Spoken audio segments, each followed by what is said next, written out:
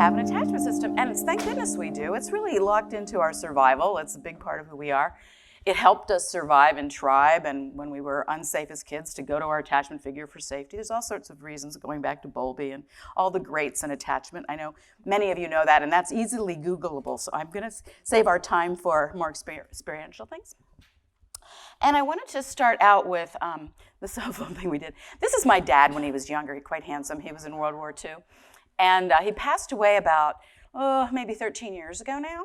But when he was in that process, and many of us are of the age where we might be helping elder parents pass, I was sitting on his hospital bed, and I had his hand, and he was leaving. I mean, I could feel him. He was going, and I was so happy that I could be there. And my mom was behind me, and then all of a sudden he pops up, like really awake, and he looks at me, and he says, "It's true." And I'm like, okay. And I knew whatever he was going to say next would be, because he looked at me without any obscuration, no personality, just straight being. I don't know if you've ever, we've all had probably some glimpses of that, but it was so amazing to see. I felt like it was the first time I met my father. And then also to be seen by him in that space was like, whoa. And then, of course, I had to ask, what's true, right? And he said, it's all about love. I went, oh. And seriously, it went through my body. I believe that anyway, but it went through my body like changed my DNA or something. It was really, really amazing. So gift from Dad, gift from the universe. And it's not really new news, but it came in such a way that was really penetrating for me. And then shortly after that, a couple years, I had a sort of a life-threatening surgery. And I came up, I'm here, right? I'm on bonus time.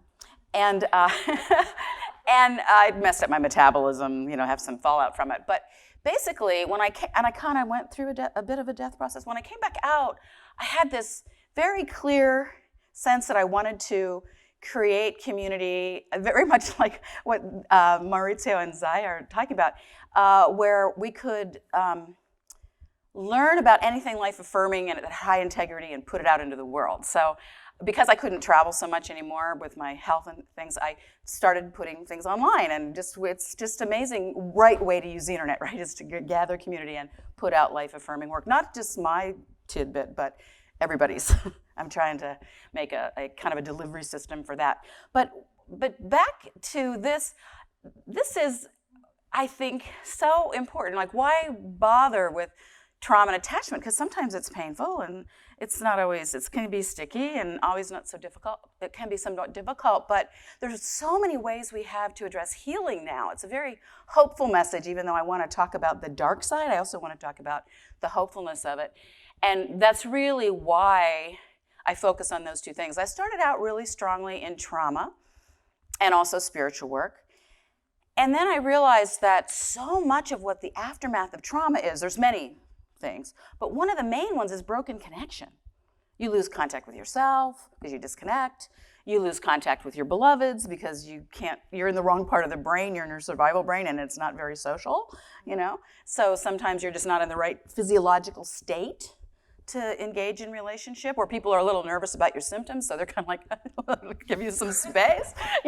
I've been in all these places. So the interesting thing is, though, that trauma can break us open so fast. Sometimes I think of it as for the impatient souls. Anybody? Because you get cracked open, boom, right?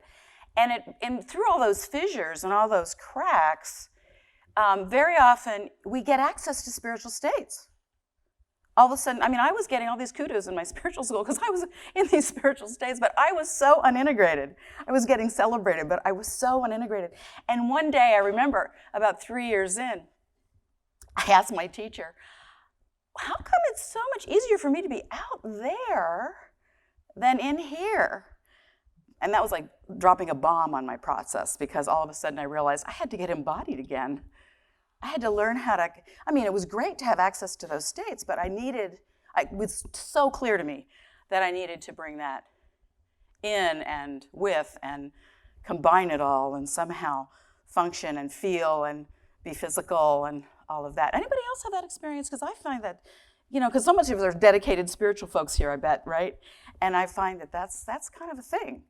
So I wanted to just bring that up. And then kind of our challenge is how do we integrate those gaps? How do we bring those gaps together? And that's really, from my deep commitment to my spiritual path and trying to struggle with my trauma history in a way that made any sense, led me to really getting maniacally focused on attachment for the last 10 years because of this idea about how do we embody, but how do we also heal broken connection with the ground, with our body, with ourself, with other people, with God or source or whatever you want to call that. All of these things get challenged simultaneously, kind of a big deal, when trauma strikes pretty hard. So attachment injury sometimes is traumatic from the get-go. Sometimes it's kind of a slow developmental injury.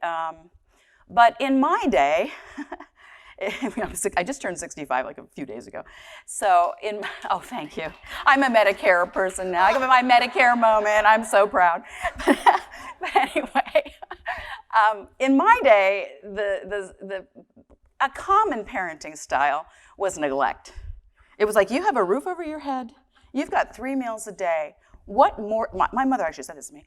What more do you want? You ungrateful, And I'm like, a lot more, actually, but I won't say it. Thanks very much. So, different eras have different challenges with, parental child rearing practices. And of course, culturally, that's different too. Like in some indigenous cultures, if you make eye contact with an elder, that's considered disrespectful.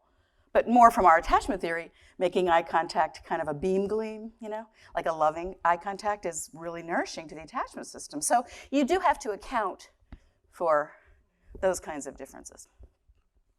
So let's say a little bit about, this is my bridge back to secure attachment. I really believe we can do this. Sometimes that bridge is really narrow. Sometimes there's lots of ups and downs. Sometimes there's not, we have to fight our way back.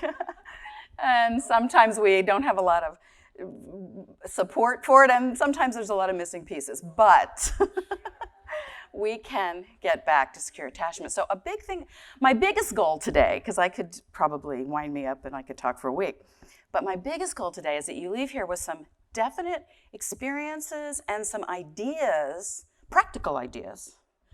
And I call them secure attachment skills savviness. So the acronym is SAS.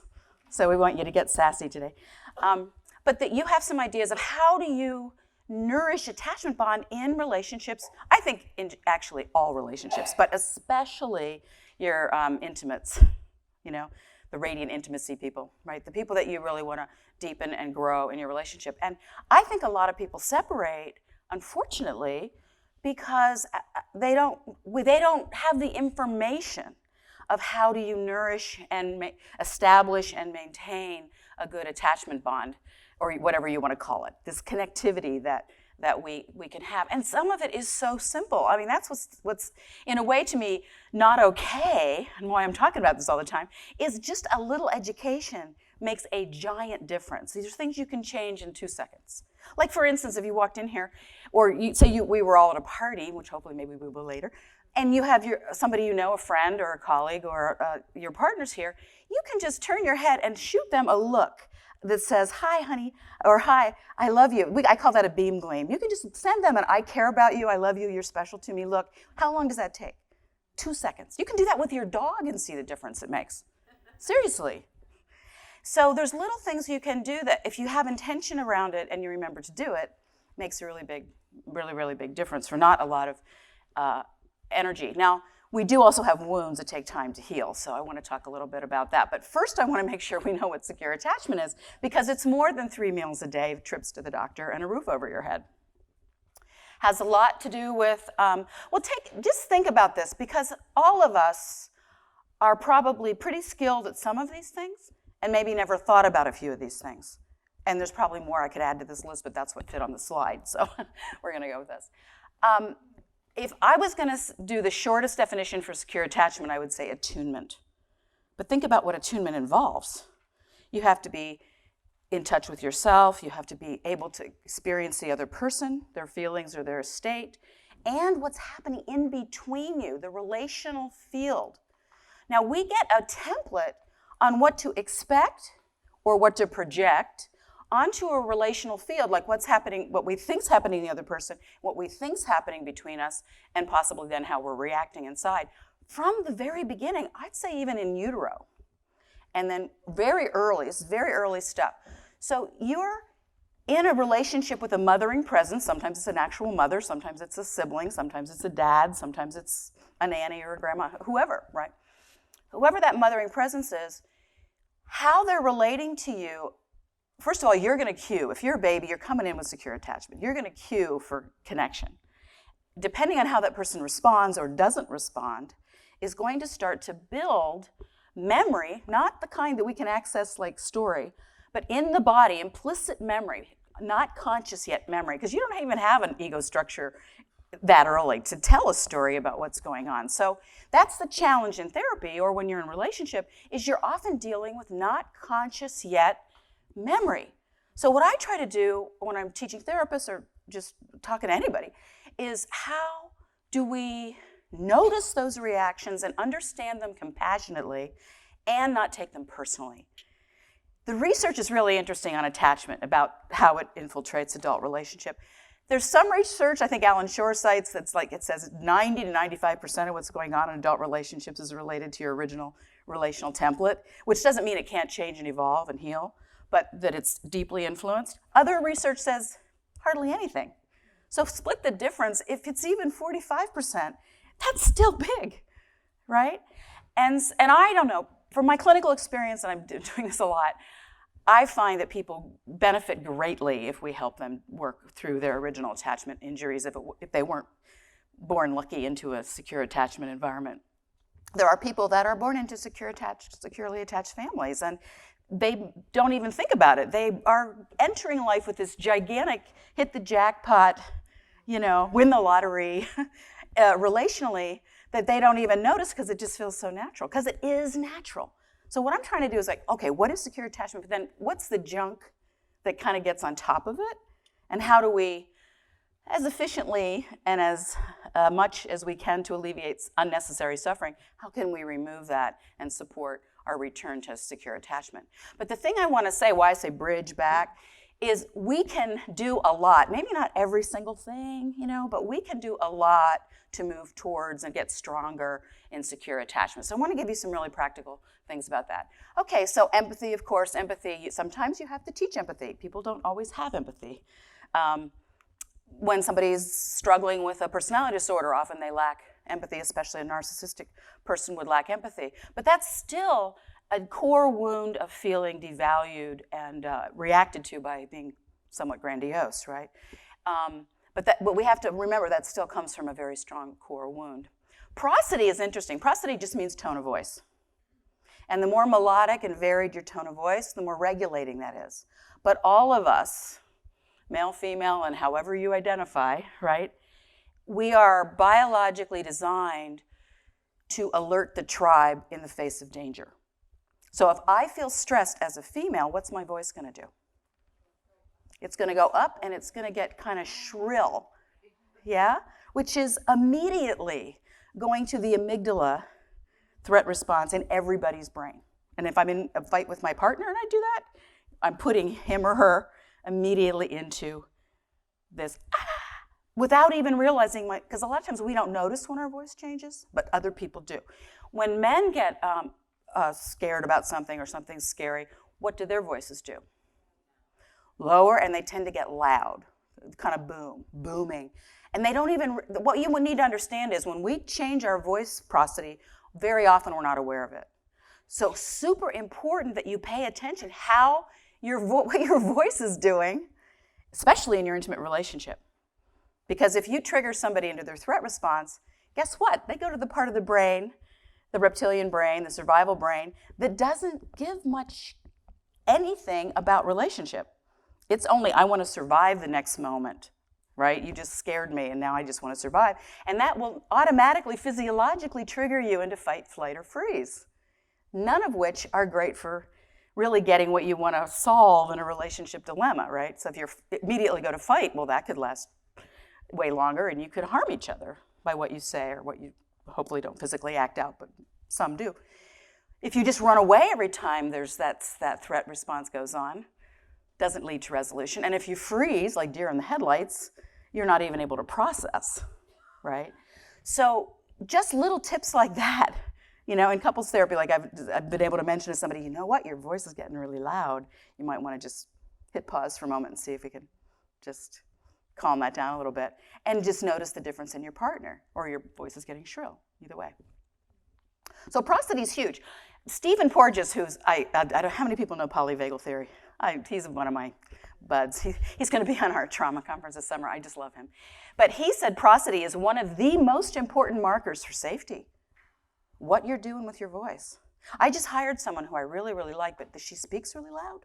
And I'm always reacting. And I'm still at the early stage trying to figure out how to say that politely. Could you talk a little softer? And I like her so much. I mean, she's brilliant. She's just really brilliant. But it's just tone and intensity of voice is a really strong, not conscious regulator of safety. And then we get to, protection, we know what that means. You want to be protective towards yourself in a relationship, but you also want to, like Stan Tatkin says a lot, you want to protect your partner from harm, even from you, right? So this protective energy has to go both ways. And I put in here supports risk-taking, because it's not just about being safe, is it? Because if we all played it safe, we might lose a lot of I think Helen said that last night, we might lose some of our authenticity. But when you have safe haven, it supports you to go out in the world and take risks, explore, give your gift. Each of us come, I think, with a gift to contribute, whatever that is. So that safe haven and the support of an intimate relationship that's working, it doesn't mean you never have arguments. It just means that you have a way to do that. You repair. There's different skills you use to help yourself get through the real struggles. Safe, affectionate touch. Handshakes, by the way. Patty Wood wrote a book called Snap. It's kind of fun. She said handshakes originally were, Greek or Roman times, to check for weapons. So they could fall out of your sleeve. I thought that was hilarious. But she said the research shows that if you touch somebody in a safe way, usually a handshake, or maybe a hug, if it's depending on what's appropriate and consensual, if you are regulated, the neurochemistry in your hand, the palm of your hand, for instance, going to the other person, it will actually regulate the other person. We're that powerful. If you're dysregulated, that also isn't helpful, right? But that she said that the regulation that can come from a handshake, so shake people's hands, if you feel comfortable, it's like it takes 3 hours of affirming conversation to get the same result as a handshake that's regulated. If that's even half true, or a third true, that's amazing. Right? She also said hugs used to be for checking for hidden swords and stuff too, but we have a nicer version of hug. Welcome home hugs are really great. Sometimes Americans hug in triangle and pat the other person on the back. They do triangle hugs. But if you do belly to belly with people that you're close to, your partner or something, you can actually stay in a hug long enough that you regulate each other. Stan Tatkin has a YouTube on this. You can look at it called, I think, Welcome Home Hug. On the internet so that you can get more information about it. But when you let your body regulate another person's body, this co-regulation physically, you just want to be with that person who's regulating you. I had a couple I worked with in Denmark, now probably 8 years ago, but they came in, they're having just a lot of snarkiness kind of building up in their relationship. They really loved each other. That was really clear, really committed. But they were having this, at the end of the day. And I said, well, how do you greet each other? And she goes, well, I'm usually cooking and the kids are there and the dog. And, I'm trying to make sure things don't burn. And he's coming in going, oh, what's going to happen now? And he goes, well, what's it like for you? And he goes, well, usually she's yelling at me to start doing stuff. And, I just always go up to the front door kind of like this, like what's going to happen when I walk in. And I said, let's just do this little exercise. We did a training like this. And I said, we just did the welcome home hug. I said, okay, so this time I want you to, your partner is your priority. So drop what you're doing. Turn the fire off or whatever, but drop what you're doing. Calm yourself down, regulate. Let the kids do what they're doing. Let the dog do what it's doing. Don't worry about that. And just hug your partner and stay in the hug until you regulate. And they did that in the group, right? And they just started to experience each other with all this nourishment. And they could feel the dysregulation. And I said, well, is there any part of your body that's not comfortable? And she said she had a neck ache. So he put his hand on her neck to help that feel supported. he felt pain in the low back, so she put her hand on his low back. So they were nurturing, and this is something that Stan does, so this is an exercise from Stan Tatkins, so I just wanted to share it with you because I think it's so easy to do. I mean, these are not difficult things to do. But how do you greet people? Because a lot of times, I mean, I know I did this when I was married, it's like your partner comes in and you're thinking of all the things you want him to do before dinner, right? Hey, take out the garbage, walk the dog, finish the taxes, and the person's just kind of going, hey, I just got here, But we all do. I don't know, was I the only one? I think we can get into this overtasking focus because you're life partners and you have work to do to run a household too, raising kids and, managing all those things. But see if you can let that just not be the focus for 15, 20 minutes and just connect. So these little rituals are really important. I have another couple really good friends of mine in DC, and they both love chocolate, but they don't want to eat too much of it. So they each buy each other a really special truffle, and they put it on the pillow at night like they do at those nice hotels. And then they have this little ritual. They'll eat the chocolate they bought for each other and kind of debrief the day before they go to sleep. How hard is that? Even if you did it with M&Ms, who cares? Right?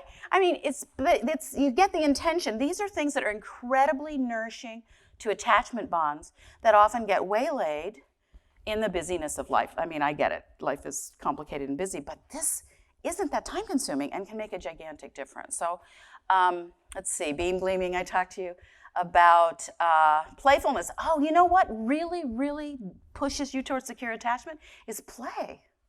Play more. Play. Right? Have fun together, do novel things. Laughing, and Helen talked about this last night, how good that is for our immune system and our health. Containment for whatever arises.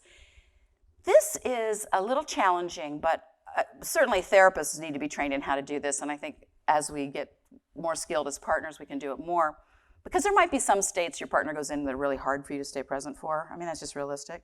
But the more we have the idea that, can we stay present for whatever's arising in the moment, where the person doesn't have to disown that part of themselves. Now, we learn to disown major parts of ourselves really early on, because if your family, every time you got sad and cried, they disconnected and locked you in the room by yourself or something, or anytime you got angry, that was punishable, or even if you were exuberant with joy and aliveness, that was too much and they damp you down, Anything that wasn't met with a receptive and also boundary. You also can't have your kid dancing on the table at a restaurant, where they could hurt people. You have to have limits. Limits are fine. That's not damaging. But just where there's sort of this soul-crushing, spirit-crushing, or complete obliviousness, right? Shame is a big one for that because most people automatically go hidden with shame. We just reflexively disconnect around shame. So, but whatever those disowned parts are, as we grow in our relationship, if we can allow space for those more states or emotions or feelings or behaviors that our partner had to disown, mainly, they're disowned if you just don't see it very often, right? Like this person never laughs or this person never cries. I had a client that he and his partner, they were both in my training, and he had seen his 18-year-old best friend die in his arms. I won't tell you the whole traumatic way that happened. And he had never cried. His partner had been with him for like 12 years, and he said, I've never seen Tim cry. In 5 minutes in the session, he was crying because we were able, his partner didn't understand, I was doing therapy, so it was a different thing. But he was able to feel this containment, and also we were pacing it so it wasn't overwhelming for him.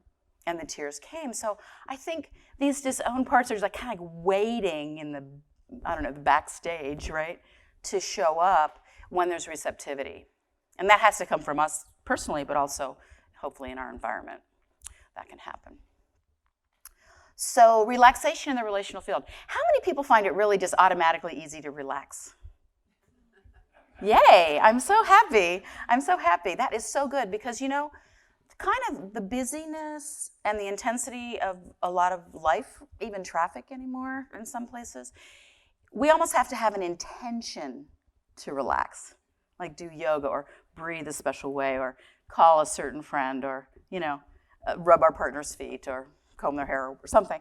So my spiritual teacher, one of them, says, you should have relax as a mantra because it's not that easy to do. And it's a really important physiological state shift for fun in a relationship, but also for us, for our health personally. So when I'm doing therapy with someone, when I see them start belly breathing and their shoulders drop, because usually when they're wearing their shoulders for earrings, that hyper alert state, So when that drops and they start to naturally breathe more deeply, then we know we've created a relational field that accommodates relaxation. So just something, again, how is that in your relationship? Or how is that for you with your friends if you're not in a spousal partner kind of relationship right now? Or how was it in the past? Just to kind of be thinking about how we might work with some of these things. Comings and goings, I talked about the chocolate and the welcome home hug, examples of that. But we're going to go into the insecure attachment things, but I really want you to have a kind of a markers in your head for what some things that signify secure attachment.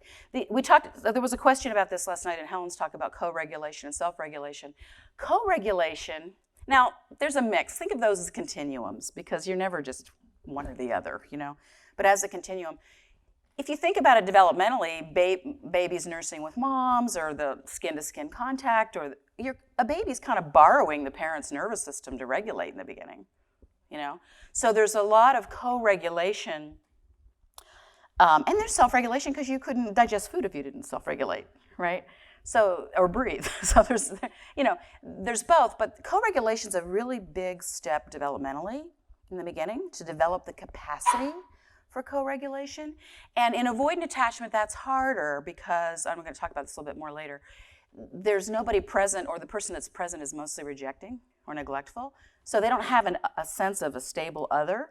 So they sometimes their nervous system isn't as primed or isn't as experienced in co-regulating. And then that brings up a little bit of a difficulty in intimate relationships later because they don't really know how to use their partner. They don't come to their partner for that, like to cuddle or to do the welcome home hug, or they might not even notice the opportunity to do that, right? Or they may even be aversive to doing that. So we'll talk about that a little bit more, but this coming and going. Now, ambivalent attachment, which is another insecure attachment, ambivalent is sometimes so focused on the other person, but still it's not really co-regulation. It's more the feeling that I can only regulate with you. You have to be there and you have to regulate me. And so there's a lack of self-regulation, and it's not really true co-regulation. So that can feel like a lot of demand or pressure on somebody else that eventually you might actually end up pushing away the person you want to pull the closest, right? So so sometimes with ambivalent, you need to kind of practice to give a little bit more space, and then also learn what co-regulation and self-regulation are, exercises to do that help a lot. Yes, in secure attachment, you have consistent responsiveness.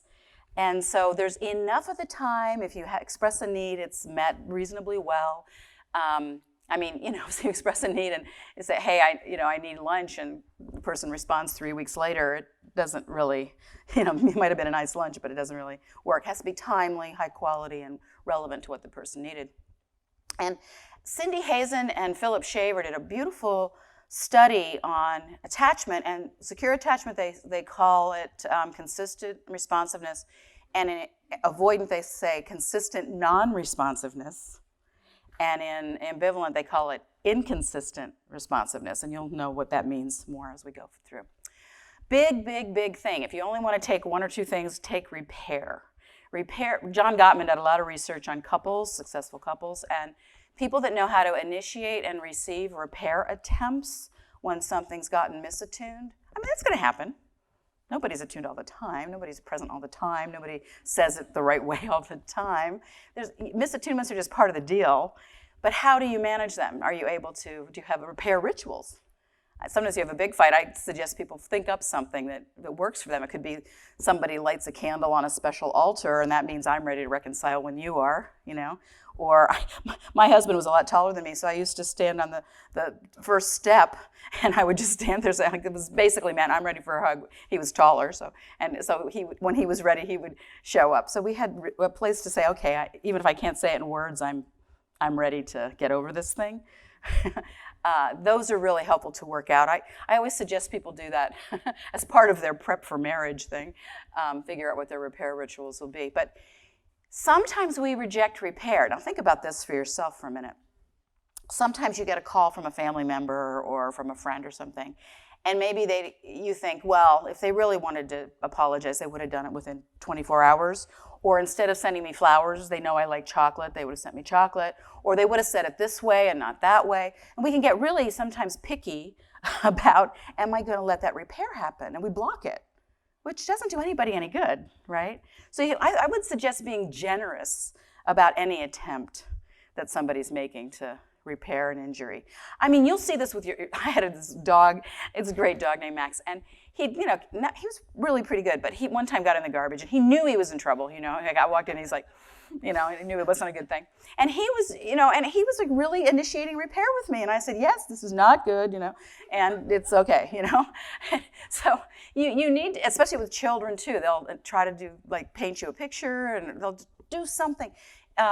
Mammals do that. We try to make amends, So see if you can be generous about those things. If it break today, you want to call somebody up and initiate a repair, you get a gold star. But also, when you initiate a repair, you're taking the first step to resolving a misattunement, and that's really valuable. It doesn't matter who apologizes first. Let's just get there. It doesn't matter who does it, and what timing, and if they said it exactly right or they gave you the right gift. All that is kind of not the point, The point is, how do we get back on track and connect again? Okay, I do want to highlight this a little bit, because attachment injury and severe trauma, which can happen much later than the early years of attachment, get locked in the body in implicit memory. And that means that it's not conscious yet memory. It's in your muscles and tissues and bones. And if you're not embodied, you're going to miss all those aspects of body wisdom. And explicit memory, we're trying to excavate implicit memory to bring it up so we have it explicit, so we can process it and integrate it and heal from whatever was buried in the implicit. But that's a challenging thing if you're thinking about doing therapy with somebody, or you're in a relationship with somebody, or trying to work something out with a friend. You have to understand that a lot of it isn't known. So what I want to try to get across today are some exercises you can do to find out some of what might be in your implicit memory, and then how to work with that. So just wanted to kind of let you know that this is also very important. Rick Hansen says this, positive experience runs through the brain like water through a sieve. Yikes.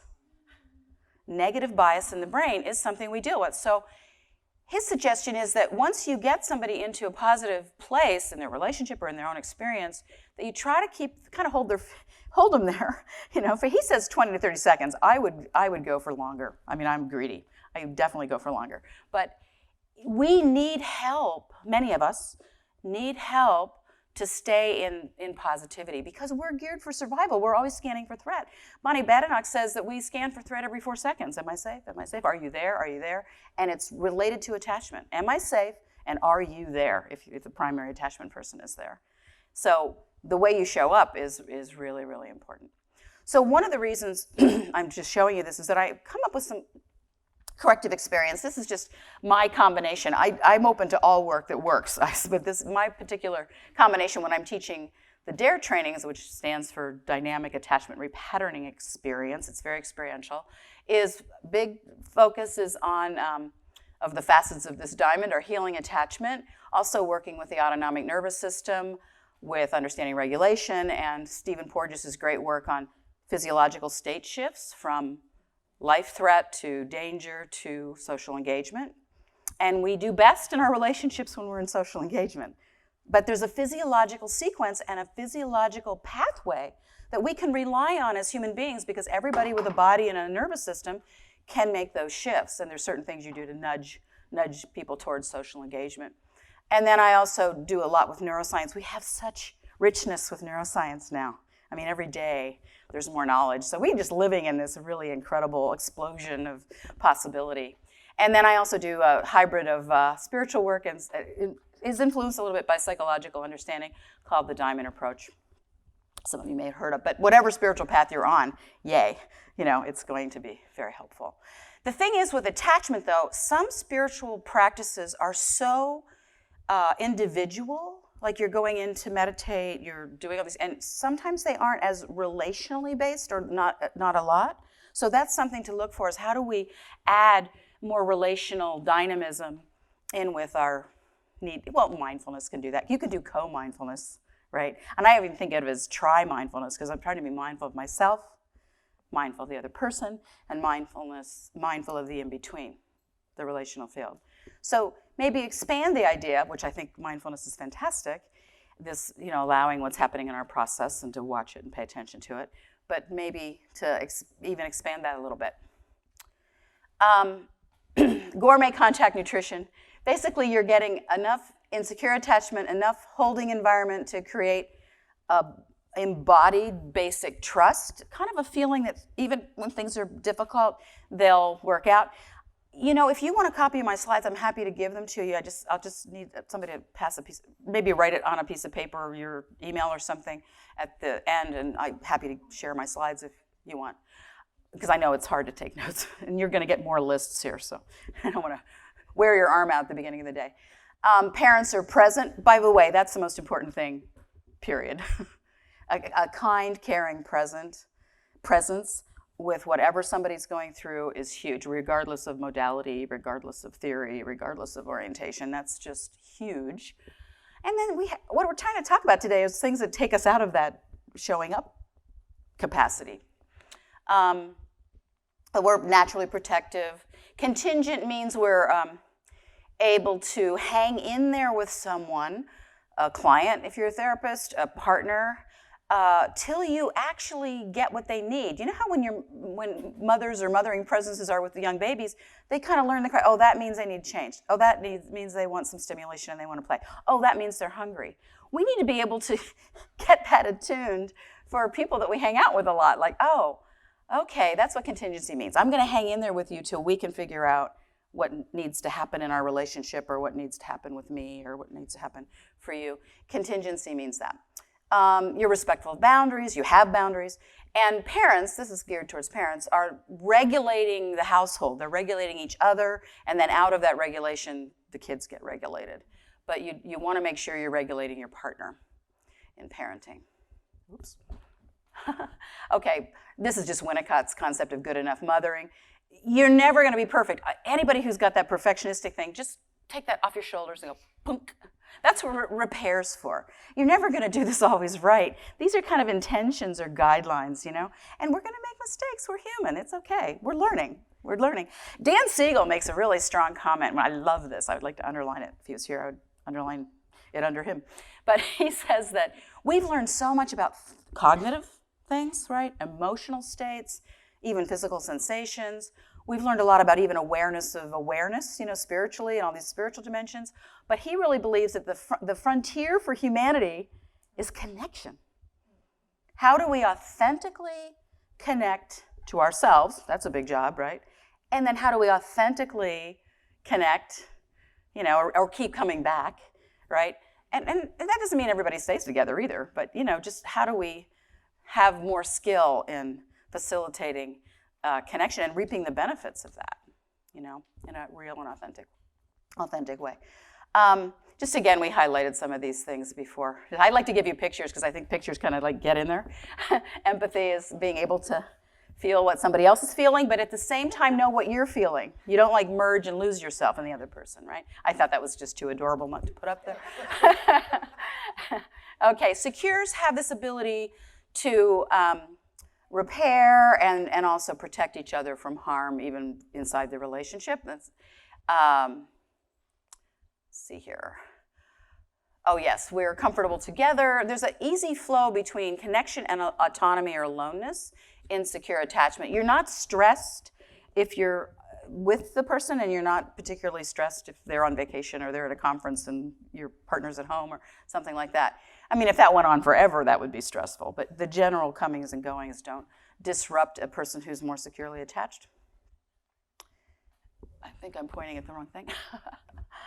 Okay, now this is really great. This secure attachment does so many things. First of all, it integrates your right and left side of the brain. It brings us into our natural state, I believe it's our natural state, of love and compassion. We move from an over-focus on me, I, or an over-focus on the other, which sometimes would be a you, to a we. And Dan Siegel calls this mui. Me and we put together, mui. We go into mui. That's a great word. And we find ourselves interconnected. We are more aware of interconnection in our perception. Globally, I mean, why you would want to help the planet, it could be even ecological. Just a sense of it's all of us instead of us versus them. And you can see how different, can you imagine if our world leaders could move in this direction? I mean, I want us to imagine what that could be like. Because I think, in a way, if we were able to support young parents to predominantly move towards secure attachment and repair when they can't early on, and we did that for 1 or 2 generations, I think it would be amazing what could happen, you know, in a relatively short period of time, and in a very different way than we seem to be going about it currently. But anyway, I have this dream for relationship evolution, revolution, whatever. But this interconnected global community awareness, and again, consiliency is different than, another way to think about it is promoting everything that's life-affirming, including each other's work and contribution. When you have secure attachment, you have the confidence and the base to go out and give your gift. And you can do it without that too, but it's just a lot of support. And you might have that in your support group. You might have that with your girlfriends or your guy buddies that you hang out with. You might have that with your family. You might have that with your partner. But when you have that base, it gives you a lot of courage to take risks. It's not about always playing it safe, because sometimes we think of secure attachment always equals safe. It does. Safety is important, but it also is this platform from which we can make our contributions, show up, do what's needed, not ignore what's, a problem, that sort of thing. And the other thing that's really cool about secure attachment, studies show that it gives you a preventative resistance to post-traumatic stress. So soldiers coming back from war with very similar exposure, many of the folks that had a secure base in their families or in their life before, or maybe their marriage, or when they went over, they actually were much less likely to get PTSD, or if they did, they recovered much faster. There's actual research on that. So, yay, let's go for secure attachment. Why not, Plus, it feels so much better, and you get to do it the rest of your life whenever you do a skill. Insecure attachment, on the other hand, eats up the brain resources. It takes all that worry about, can I do everything myself, or I have to see if, does she like me, does she not like me? That person didn't smile today, what's that mean? All that obsession we can get into about relationship when it feels off eats up our glucose and drains us of oxygen. So these are the most expensive resources in the brain. So we want to see if we can move towards secure attachment to give ourselves a lot more boost in a lot of different directions. In avoidant, very often the situation was child was left alone too much. I had a client one time, very successful ophthalmologist in Colorado, and his mother used to put him in a playpen, no toys, and she'd vacuum around him. She was really into being clean, which was lovely. But she didn't interact with him. And so he actually bonded with the sound of the vacuum cleaner. He was really happy when his wife was vacuuming, but he had no idea in his relational template how to really connect with her, because he was mostly connecting with the vacuum cleaner. I mean, our attachment system's so strong. If you don't provide it something, it's gonna find it. So we were trying to get him back to humans, which was really important. But this kind of absent, or a parent with very flat affect, like kind of a death mask, there's no expression in the face, that disturbs your social engagement system. Or you can also kind of default to avoidant attachment patterning. These are adaptations. If your parent only shows up to teach you tasks, like they're there when they're teaching you to read, or they're there when they're teaching you to bat a baseball, or they're there to correct your spelling or something, but they're not there emotionally, they're not there just to be there and to hug you and snuggle and, love you up, folks can move towards avoidant. Avoidant is the name for attachment adaptation when you're a child, when you're talking about parent-child. Dismissive is the name of the same pattern, but as an adult. So in the reading, sometimes you'll be reading avoidant, sometimes you'll be reading dismissive. Dismissive means they're talking about adult relationships. And there's other terminology, but we won't get too much more to that. But if you imagine that you're, as a kid, you're reaching out for connection and it falls flat too much of the time, like as a pattern, that your parent distances, or they reject, or they're hateful, or they just are not present at all. Having a not present parent is really terrifying to a baby. No one's there. And they are very aware they're too little to do it all themselves, right? Like, where are you, right? That's so if you don't have someone on the other side responding, the only thing you can do to survive is to isolate and try to do it yourself, even way too early. So usually, you will develop autonomy, you will develop self-sufficiency, you will develop independence, which are good qualities, but I call them, to the part that are still attached to the wound around neglect or rejection, I call it reactive autonomy, because it's still bound in wound. Like, could you let yourself be a little dependent and trust somebody else to meet a need, right? That would be a very bigger struggle for someone with avoidant attachment, but they can learn that, absolutely. And it's how we internalize our childhood. None of us in here remember our childhoods completely accurately. We think we do. We've created a narrative. We have images. We have certain memories. They're like a patchwork quilt, and they can change. And the cool thing is, as you get more comfortable in secure attachment, you start remembering stuff about your childhood that actually really worked if you've had kind of a difficult one. So memory's fluid. We want to give up that idea of a Dewey Decimal System and 3x5 card file of everything that ever happened to you. It's very fluid, and it's based a lot on what's happening in relationships right now, which physiological state you are related to life threat, danger, or safety.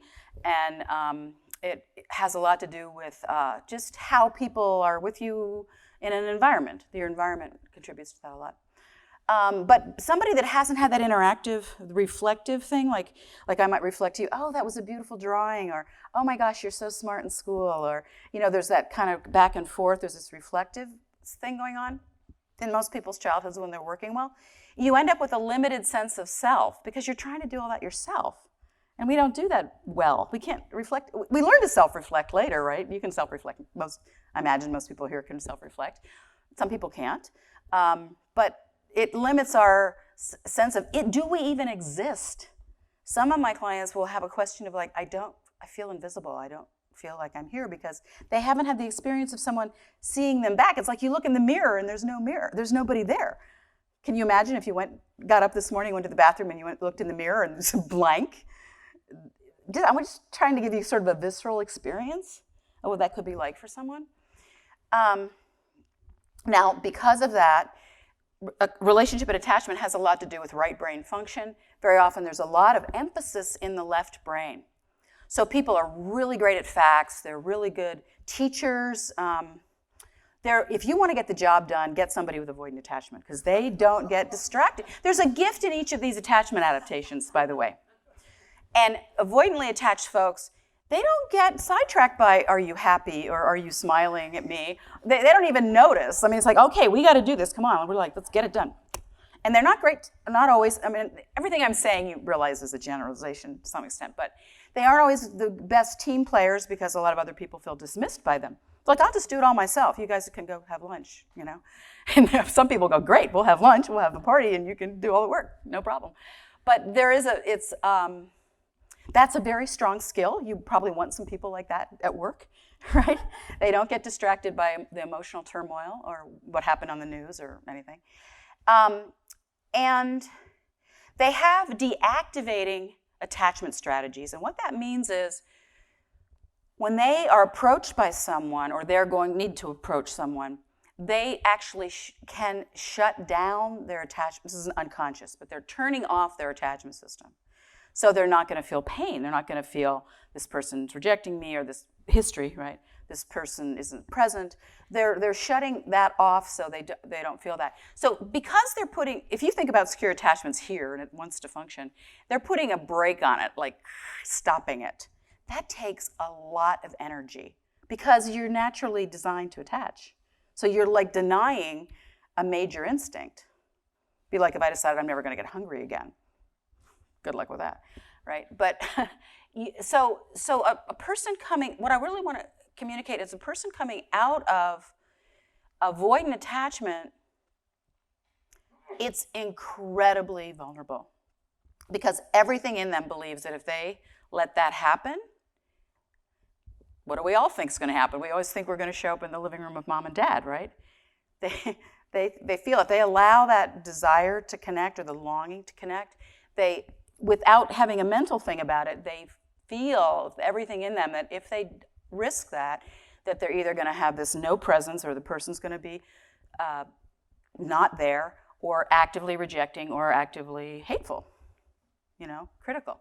So from their point of view, it's like, well, I'm better off doing it myself, than risking asking you and feeling rejected. But they're not thinking about it consciously. That's why the compassion is really important. And also why you need to not take it personally if you have somebody in your life that's a bit adapted towards avoidant and they don't, when they have crisis, they don't call you, when they have a need, they don't call you. That's not about you. That's most likely about history, that they don't know, they don't experience that. So in therapy, I'm always designing things where I ask them something that they need. Even if I'm sitting in front of somebody, do you need me to be closer, further away? Do you want to be to the left, to the right?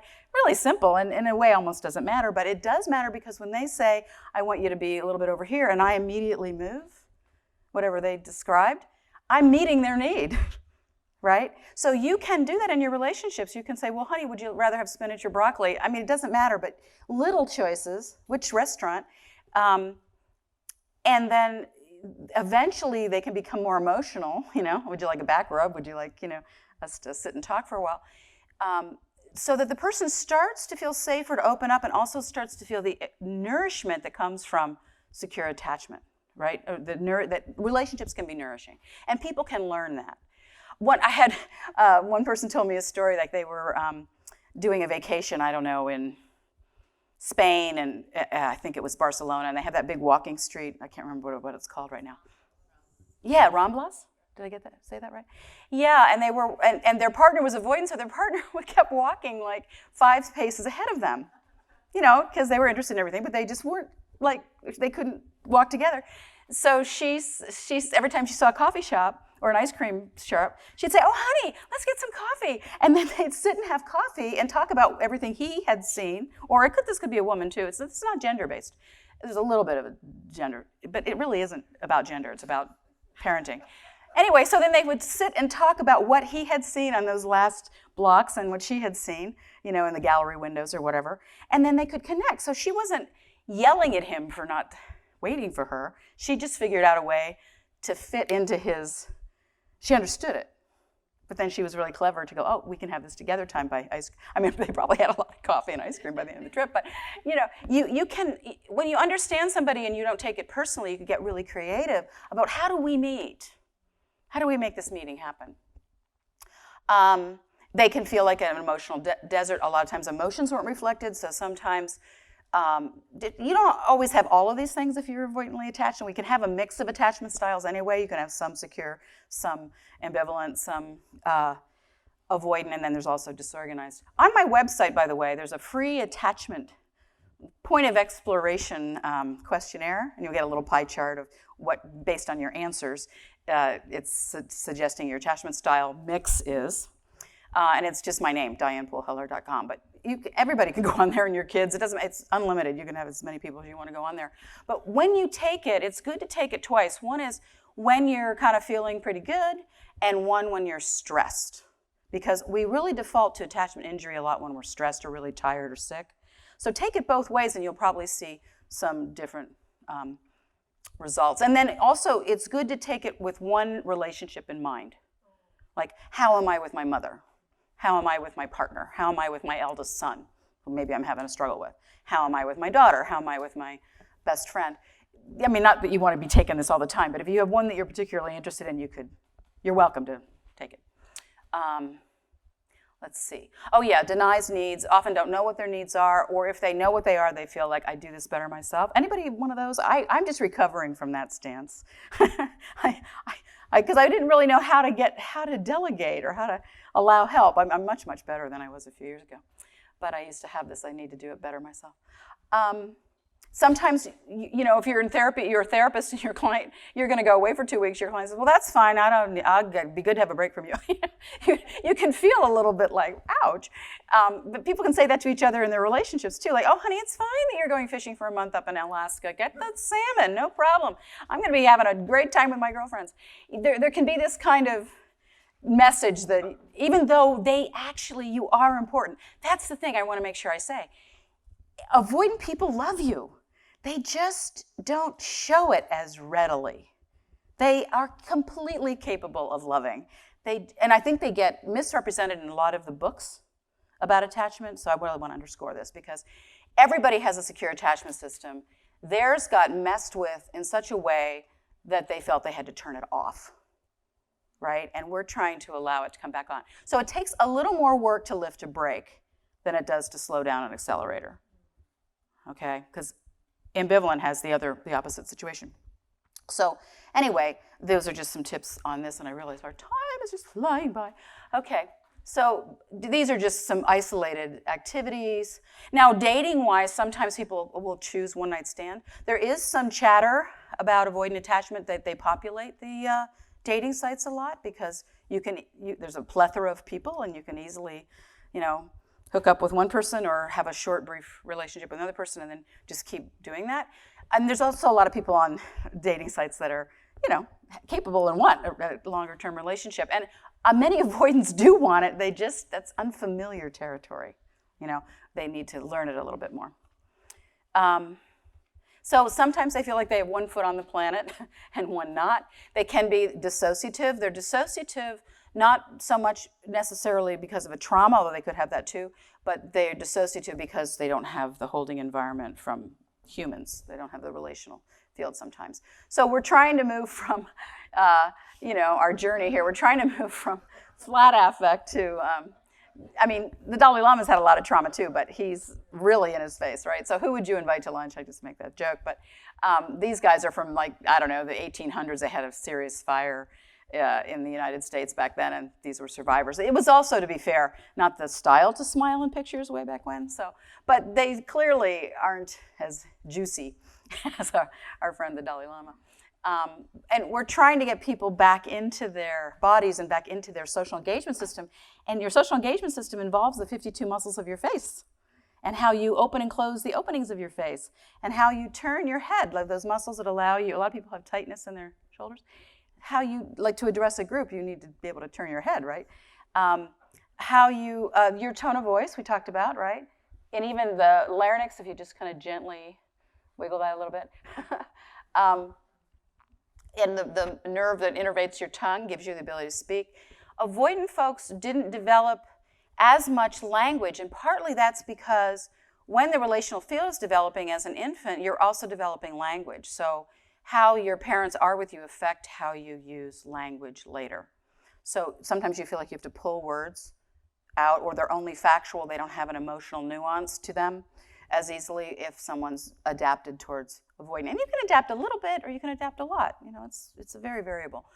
And easy, kind eyes exercise. So I want you to do this for a second. Just imagine you're looking out into the world, and you can even use the Dalai Lama's face if you want. And you see kind eyes looking back at you with this beam gleam, like you're special to me, or I care about you. Just see what happens if you can find the kind eyes. That's the first part. Whoever that might be, it could be your dog, your partner, your child, your friend, even a stranger. And see if you can bring that back in to your own eyes. Because sometimes we can look out and find it, but it might be even a little challenging to bring it in. That's one corrective experience for someone that might have had not been looked at kindly when they were younger. And I have this on YouTube also, just my name and Kind Eyes. You can find it. I won't do it quite so fast, but sometimes the wound comes up first, where you remember how you were looked at, and then that needs to have time to be held and processed, and other times you can allow the Kind Eyes to come in. How was, anybody want to share how that was? We did this really quickly, but yes? I found the moment I looked at the Dalai Lama, it lit me up. Yeah, yeah, yeah. Yeah, so if you have a child or a partner or somebody, a client or something, you can have them like cut pictures out of books or collect pictures of Kind Eyes, or that you can prime the pump for that. For people that have had a lot of wounding, I did an interview with a radio person, and I had her do this exercise. She cried for 2 days. It's not a benign exercise, because when the wound comes up, it also opens, right? And we need to work with both. We need to work with the healing as well as the wound, so that we can help the healing. Okay. So let's see. Oh, Welcome to the World is another exercise. I want you to imagine designing your perfect welcome to the world. If you were coming in as a baby, who would you want to be there? What music would you like? What colors? Maybe only one thing. I had one client just wanted warm hands. It just gives you an idea of what is it to feel welcome? Because very often from avoidant perspective, we didn't feel welcomed enough. You can think about if you had all the people that you've loved in your life come back to the moment of your birth and introduce themselves right when you came in. It might give you the feeling of there's light at the end of the tunnel, even if the beginning was difficult. Who knows your gift and who really supports you bringing your gift in, your particular unique gift. So there's a way you can kind of amplify, journal about Welcome to the World, or experience Welcome to the World. This would be another corrective experience to often someone who's avoidant hasn't felt appreciated. This is really, I think, so reassuring to those of us struggling with some form of avoidant, and many of us are dealing with a little bit on all of them. Micro Moments of Connection Love 2.0 is a book written by Barbara Fredrickson, and she said, anytime you're open and you meet somebody, it could be a perfect stranger, but you have that moment of connection, that's actually love. So for someone that's learned, just avoidant and not quite sure how to do maybe a giant relationship in the beginning, you have that with anybody. You meet them on the path and you just say hello, and you make a connection. Those are micro moments of connection, and they are love. So we can have it with the bank clerk. We can have it at the grocery store. We can have it here with all these wonderful, yummy people. It would be really easy to do it here. But to let yourself take that in and not take it for, let yourself have an intention when somebody really connects with you or smiles in a way that you really get it, to let it sink in. Suck it up in a good way, drink it up, I should say. Yeah. So, and there's research that shows that that's very, very helpful for us to acknowledge those micro moments of connection. So if we go to ambivalent, this is a difficulty with inconsistency, and see if I can get this up here. Yeah. Parents that were loving a lot of the times, but they were preoccupied with their own history or wounding or something, where the child, too often at the time, they were in this love, and then the other shoe dropped and they had this sudden, abrupt interruption. So what will happen, oh, that went too fast, didn't it?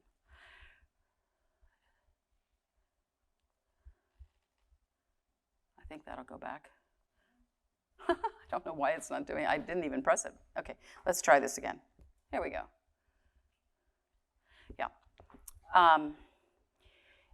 What will happen is there's an anxiety. Instead of feeling like you're regulated by the other person, you know in your physiological sequencing that I get love and then I get dropped. I get love and then I get dropped. So then when you're trying to get love, you're immediately thinking about I'm going to get dropped, and you're protecting yourself against that, and it brings up a lot of anxiety. And sometimes there's intrusion.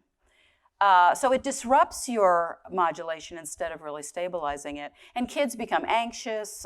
Sometimes, if you have a lot of this happening in your early childhood, your tendency will be to get angry. If you have a little bit less, your tendency will be to feel sad or despair about it, like it's never going to be there long enough for me to feel satisfied. Be like if somebody served you a beautiful meal, but you're only halfway through it and they rip it out from you, and you went, but wait, I'm sure you had that happen in restaurants, but wait, I'm not done with that dessert, So it's that feeling of there's not enough, and because of that, the other person, whether it's your partner when you're an adult or your parent as a child, or maybe even a sibling, it could be anybody. You always feel like you're bracing for abandonment and betrayal before it even happens. You're predicting it. So before somebody even does anything, you're mad at them. You know, there was this lovely woman who was staying home from work, and her husband would go to work, and he had some kind of, I can't remember, like a surgeon or attorney, some kind of difficult time observing kind of job. And when they first got married, and they really loved each other, that never changed. But he would leave in the morning, and then she would text him, and he'd text back, and then she'd invite him, they'd go to lunch or whatever. And eventually, he started screening her texts because she was texting him a lot, and he just couldn't, like in the middle of surgery or whatever, couldn't answer. And so all day she's thinking, he doesn't care about me, because she's predicting this. He's going to leave me. I'm not important. She's doing this all day long. You know, by the time he shows up at 5 o'clock for dinner, she's like pissed. You inconsiderate son of a bitch. He's like, what happened, you know? And when they were in therapy about it, he goes, I do love her. I do think about her during the day. But I don't even know where this is coming from. And she was absolutely convinced that she wasn't important.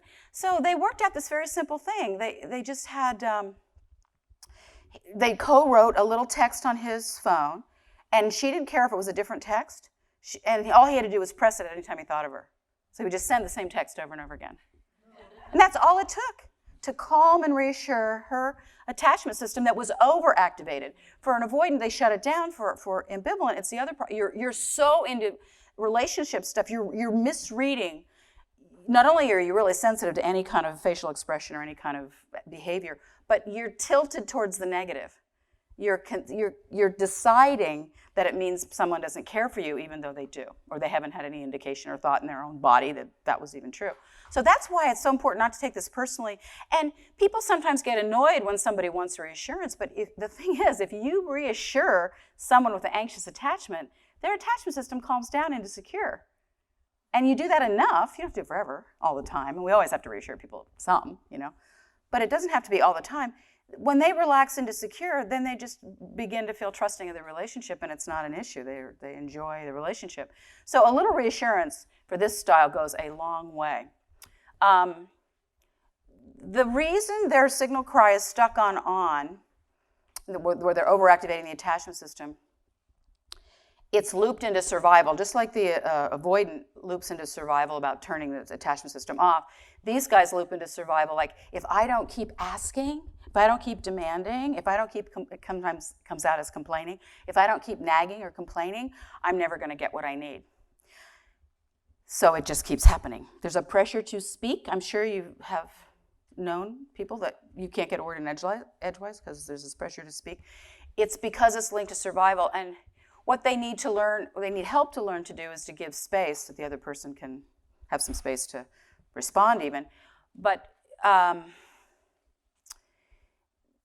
the thing that is interesting about it, like when I had a client, and in Germany actually, and she was saying, I always date these guys, you know, she was a 2-year serial monogamy person, and she was just getting ready to break up with the most recent guy, and I said, well, tell me a little bit about how your history was, and I was kind of scanning for attachment adaptations, and she sounded a lot like ambivalent attachment, like I'm describing right now, and I said, so you've been with this guy for 2 years, tell me, has he ever done anything caring? And she goes, oh no, he travels all the time, he's never around, he doesn't do anything. I said, no, wait a minute, before you just reflexively answer that question, I'd like you just to sit with that for a minute. Is there anything? She goes, she's annoyed with me now. Scoff. Well, you know, when he's on the road, he calls me every night to see how my day went before I go to sleep. And I said, well, that's kind of nice. And she goes, I said, well, anything else? And she goes, well, he does bring home these really thoughtful gifts. He somehow knows what I like, and when he goes to these different places, he always brings me something really special. I said, oh, that sounds pretty terrible, okay. And I said, anything else? She goes, now she's kind of getting really mad. She goes, well, because he's gone a lot, we usually take these romantic getaways for 2 or 3 days, once every month or 6 weeks. And then she's like shocking herself. She's going, because she was dismissing all of that, because it didn't fit the picture. I mean, we all do this, but this is just the way ambivalent does it. And by the end of the by the end of the thing, she was like going, I really like this guy. And I said, yeah, he sounds like pretty. I mean, I'm sure he's got stuff that he's got, work through, and nobody's perfect, but he sounds like he's into the relationship. It's not one of those he's just not into you things. He's definitely into it. And I'm abbreviating this a lot, but basically she leaves and she goes, he is going to be so happy I had this session today. And part of how we got there in the middle was I said, I want you to imagine you have everything on a buffet table that's like your ideal, everything you would want in a relationship, every possible anything, from the way you talk, the emotions, sex, whatever you want, everything on this table that's absolutely what you want. And I said to her, so think of this banquet table, because she was always about it, she never has anything. I said, now I want you to see if you can allow some of that in. And she looked at me and she says, my stomach just got really tight and contracted. And I said, interesting. And I said, well, okay, let's change it a little bit. So I want you to take 1% or a quark or a molecule of that good stuff and see if you can take it. And she said, oh, my stomach relaxed. I can let 1% in. Great, because it has to be experiential. And I said, okay. And she goes, I think I can let 2% in. Great, let's go for 2%. She's 2%. She got up to like 5%. But I said, but what she didn't understand, and what you have to help people with ambivalent understand, they have an inability to receive. They have a big ability to ask and demand and complain, because it kind of comes out negative sometimes, because it's the way it's set up, waiting for abandonment. But they actually don't know how to receive. So if you give them a practice, how like sometimes I had to learn this, like somebody say, oh, I like your shirt, or somebody goes, oh, I got that at the yard sale. Just say thank you, it's enough, and stay present, right? So I said, when somebody does a loving or caring behavior for you, just stay present and let it be there. And that's hard. If you're ambivalent, you're going against your whole survival attachment hookup to do that. But that's what we need, because otherwise it's a recipe for suffering. You never get satisfaction. You never feel satisfied. You're always, even if it's right in front of you, you dismiss it, and then you're complaining about, well, it didn't come in red ribbon, and I wanted, it should have been red, not blue. Or you can complain and dismiss anything, even if it's really high quality gourmet contact nutrition. So these are like little practices. I call them corrective experiences, but they change people's relationship life and their experience of themselves in a major way, in a relatively, you might have to really practice it for a while. And then the wounds come up and you have to process those, and all of that happens. But if you understand it, it makes sense, doesn't it? Do you have anybody in your life that just chronically complains, like it's never good enough? Yeah, it can happen, right? So see what happens if you start showing up for caring behaviors and scanning for caring behaviors and taking caring behaviors in. It starts to go against that survival hookup of the next thing that's going to happen is bad. Because people aren't complaining just to be high maintenance or to be to be a problem. There's something much deeper behind it, and that's what I think is so important with understanding attachment injury and how we can heal from it. Because these are very manageable skills that we can learn, and if we understand them biologically and through attachment, it's not about blame. It's not about screwing it up. It's not about being damaged. It's not about any of that stuff. It's just how it got wired in the beginning. I think we're getting really close to our time. Let me see if there's anything else I wanted to show you here. We already looked at that one. That's the difference. And then this is the dilemma in one sentence, that a child feels hunger for closeness and love with a simultaneously disabling fear of losing it. So just think of the double bind there. That's a very painful situation. So there's this idea of, am I loved enough? Will I be abandoned? I have you now, but what about tomorrow? Really important to give reassurance, like the messages. Just keep hitting those messages. We're not going to have time to do this exercise, but these are just some different caring behaviors. Some people's language of love, according to Gary Chapman, is, I think I got the part of his name off there, but thoughtful gifts, quality time. You need to find out what your partner really appreciates and try to go into that space and they with you to really make sure the love's that you're feeling is actually getting communicated. So sometimes it's affirming words, affectionate, safe touch, acts of service.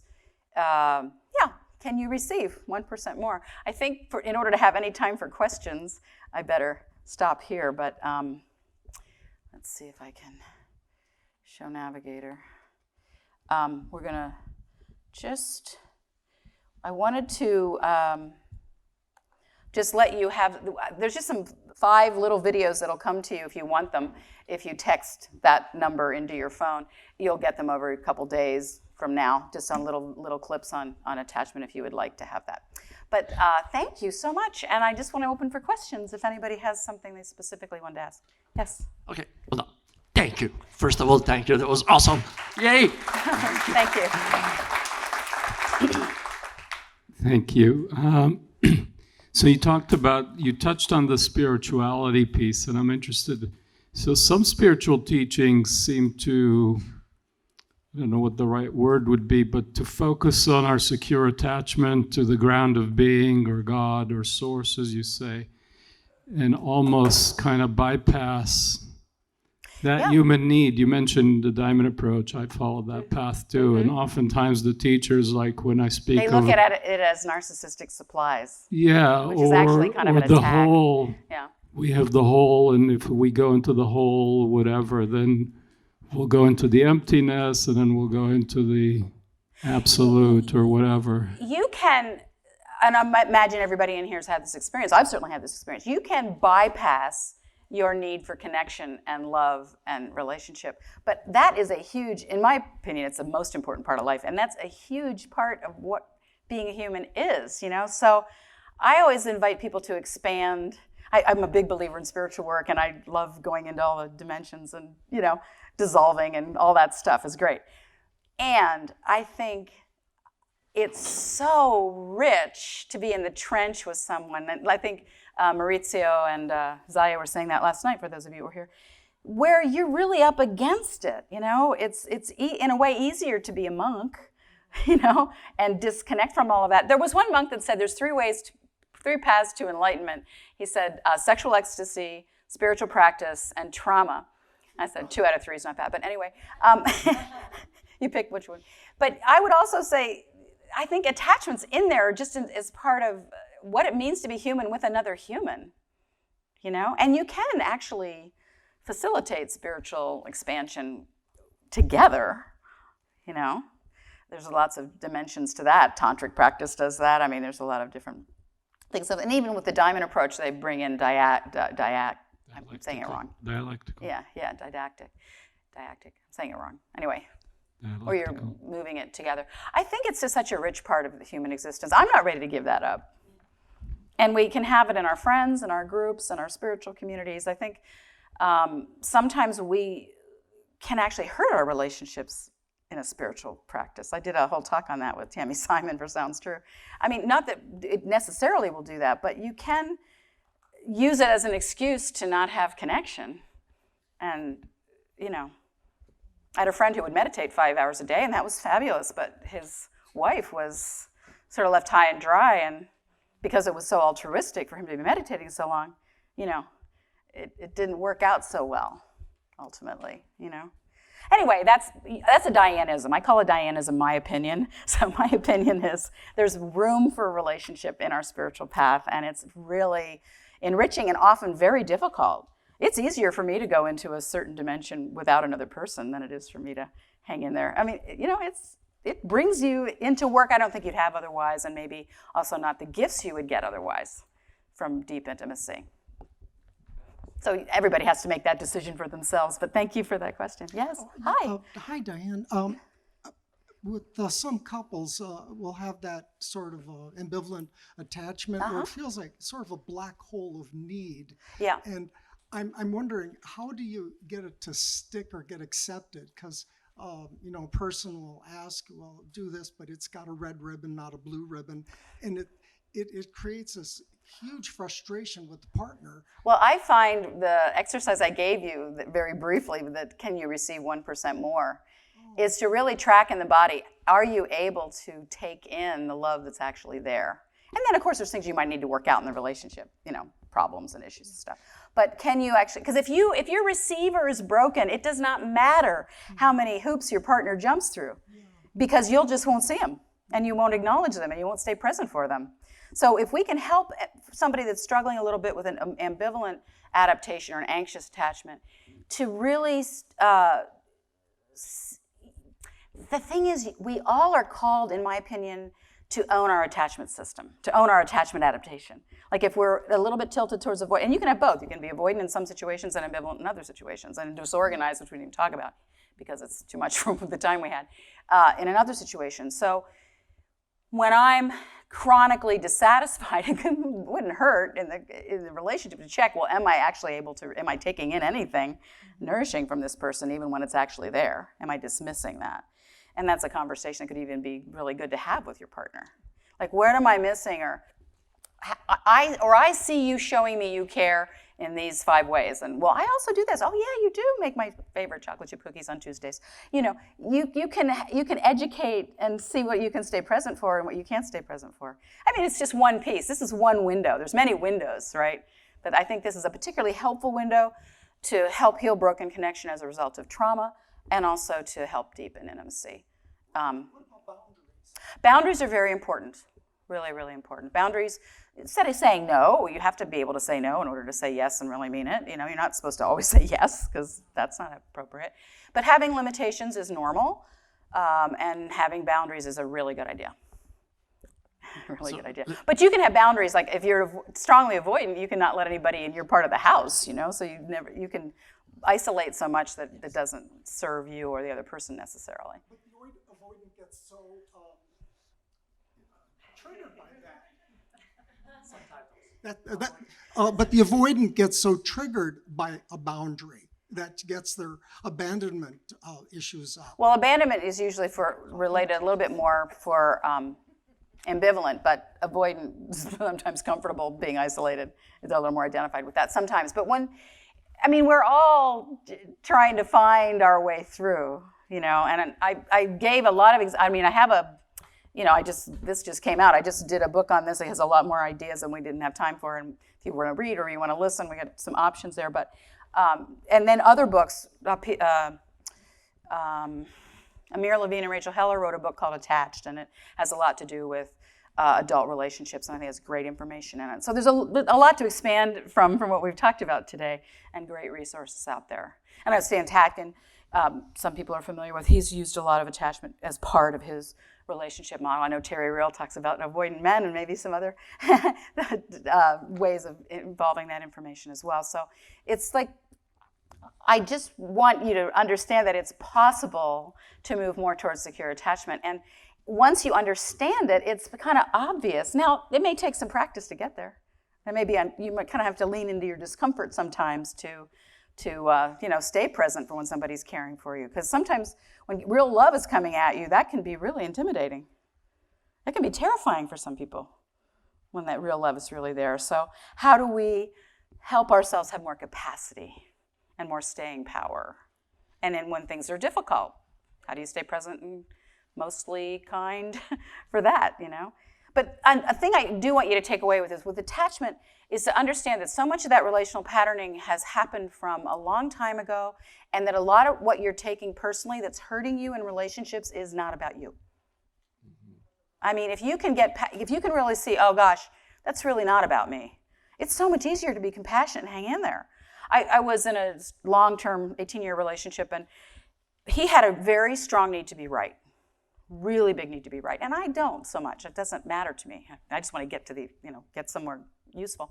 And so it would always be, well, you did this and you did that and you said this, no, you said that, you said, it was exhausting. And he would always need to be right. And so finally I decided, you know what? Let's just start with you're right. Because that'll save us an hour. And then he started laughing because it was ridiculous, But that wasn't my wound. I mean, he had a wound around that. I have different ones. I've got plenty, right? But for him, when I just said, I get it. Okay, let's just start with you're right. And now I wonder, and then he would really like that. And then I wonder now if we can kind of see what we might do next time that would be more helpful or more satisfying or something. So when you don't have the wound, just let it go, because I didn't care about it. Right wasn't a big thing for me. Something else, I'm going to have something else equally difficult, to bring to the mess,